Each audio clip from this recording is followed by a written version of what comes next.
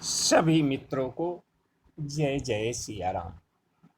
प्रभु श्री राम की कृपा हमारे सभी मित्रों पर बनी रहे, यही हमारी मंगल कामनाएं है। जीवित पुत्रिका व्रत रखने वाले व्रती को जीवित पुत्रिका व्रत की कथा जरूर सुननी चाहिए। तो आइए मिथिलांचल और उत्तर प्रदेश में कहे जाने वाली एक लोकप्रिय कथा, जो जितिया व्रत पर महिलाएं कहती और सुनती है, आज उसी कथा को हम सुनाते हैं। ऐसे तो कथा जितिया व्रत के बारे में 3 हैं, लेकिन मिथिलांचल का ये लोकप्रिय कथा है। जीवित पुत्रिका व्रत अष्टमी तिथि को रखा जाता है।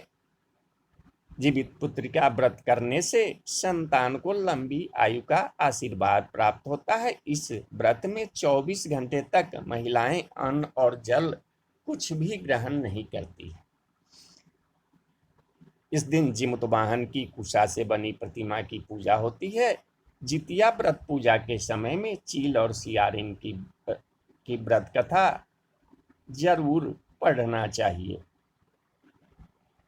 आइए कथा सुनाते हैं। एक वन में सेमल के पेड़ पर एक चील रहती थी और उसी के पास वही झाड़ी में एक सियारिन भी रहती थी। दोनों अच्छे मित्र थे। चील जो कुछ भी खाने को लेकर आती, उसमें से सियारिन को भी खाने को देती। सियारिन भी ठीक ऐसा ही करती थी। एक बार वन के पास एक गांव में औरतें जितिया के पूजा की तैयारी कर रही थी। चीलों ने उस पूजा को बड़े ध्यान से देखा और इस बारे में अपनी दोस्त सियारिन को भी बताया। दोनों ने इसके बाद जितिया का व्रत रखा। दोनों दिन भर भूखे प्यासे रहे, लेकिन रात में सियारिन को तेज भूख प्यास सताने लगी।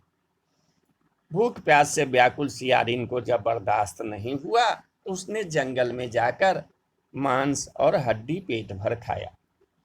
चीलों ने हड्डी चबाने की आवाज सुनी तो इस बारे में सियारिन से पूछा, तो उसने सारी बात बता दी। चीलों ने सियारिन को खूब डांटा और कहा कि जब व्रत नहीं हो सकता तो इसका संकल्प क्यों लिया था। सियारिन का व्रत भंग हो गया, लेकिन चीलों ने विधि विधान ये व्रत पूरा किया। अगले जन्म में चील और सियारिन दोनों मनुष्य रूप में राजकुमारी बनकर सगी बहनें हुई।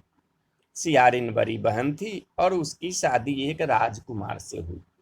वही चील्हो जो छोटी बहन थी, उसकी शादी उसी राज्य के मंत्री पुत्र से हुई। सियारिन रानी के जो भी बच्चे होते हुए मर जाते, जबकि चील्हो के बच्चे स्वस्थ रहते। इससे उसे जलन होने लगी। ईर्ष्या के कारण सियारिन रानी अपनी बहन के बच्चों और उसके पति को मारने का प्रयास करने लगी, लेकिन वह सफल नहीं हो सकी। बाद में उसे अपनी भूल का एहसास हुआ और उसने अपनी बहन से क्षमा मांगी। बहन के बताने पर उसने फिर विधि विधान से जितिया व्रत किया, जिससे उसके भी पुत्र जीवित रहे। शास्त्रों के अनुसार कहा जाता है कि तभी से जीवित पुत्रिका का व्रत रखा जाने लगा।